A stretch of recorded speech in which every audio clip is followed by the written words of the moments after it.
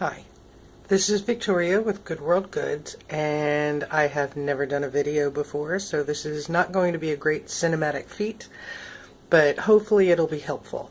We're getting ready to do a project, and so we're filming the project little by little about what we're doing and how we do it, and that's upcoming. But in this video, I wanted to show you, I get asked all the time, how do you draw straight lines with paint?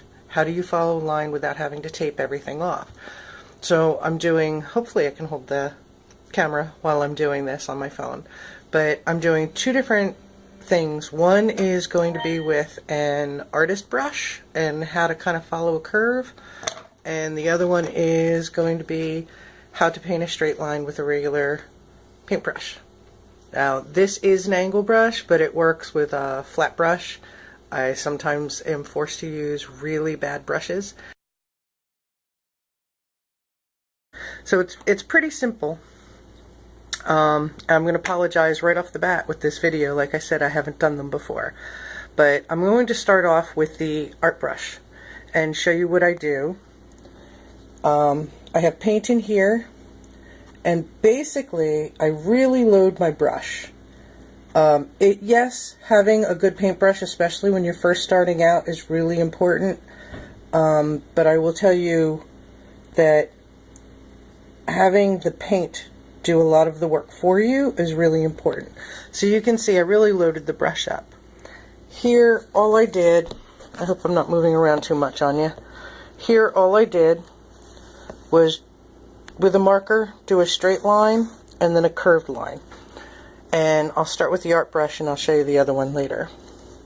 So basically, I take the art brush, whatever brush I'm using, and I tap it a little bit to get that paint flowing.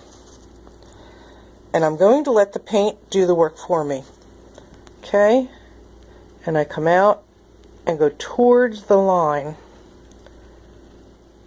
and follow, and I finish coming out. So I start going in, do the line. Here we go. You come in, do the line. This is coming clearly for you on the video. Come in, paint the line, and brush out. And then you can always get anything that's flooding and pull that back. This isn't my best work, I'll be honest with you, because I'm not accustomed trying to hold the cardboard, the paintbrush, and the phone all at the same time. With the curve, it's the same thing. I really load my brush.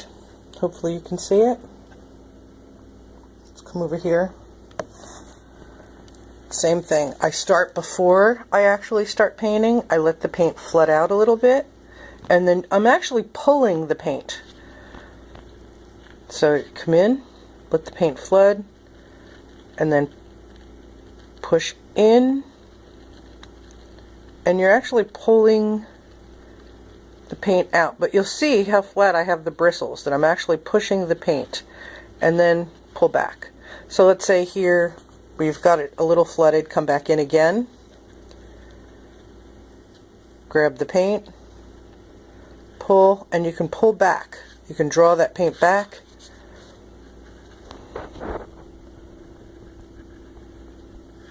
and pull it back.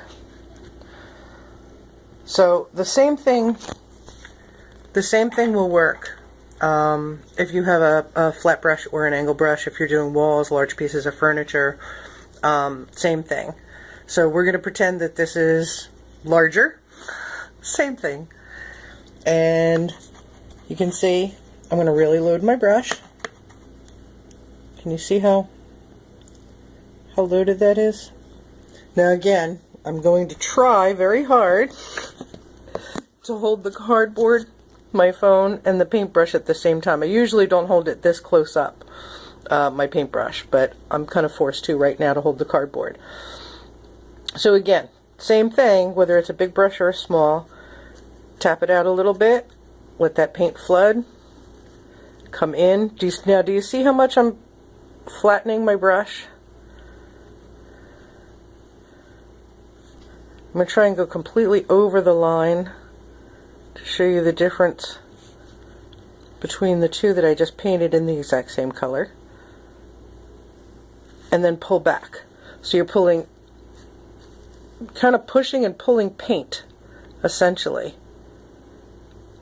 In fact, now that some of this paint is off, I'm going to try, and I'll show you how much more difficult it is if you don't have good paint on your brush.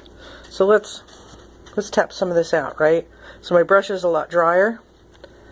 Let's say I'm going to try and follow this line. I'm going to try and follow the inside of the line.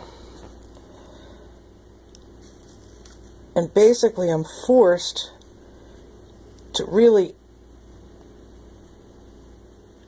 edge it with the brush and keep my hand steady when the brush is really dry. So having a good amount of paint really is a key. And it's the exact same thing coming back here on this curve. Before I stayed on the inside of the line, I'll try and kind of go on the line this time just to create a difference. But again, my brush, I tap it a little bit, get that paint flowing, and you can see, even though I have a larger brush with a smaller line,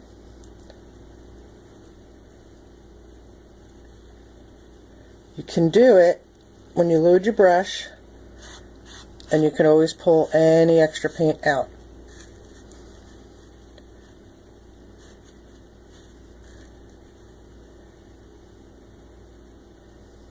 There we go. Well, I'm not going to lie, it's a little difficult holding on to everything, but I hope that was helpful. Key, yes, a good brush, but once you practice, you'll be able to do this even with a bad brush. Load your brush up with paint, and you're actually pushing and pulling the paint. Molecules stick together, right? So, if you have any questions, let me know, and I'll try and answer all your questions. Have a great day.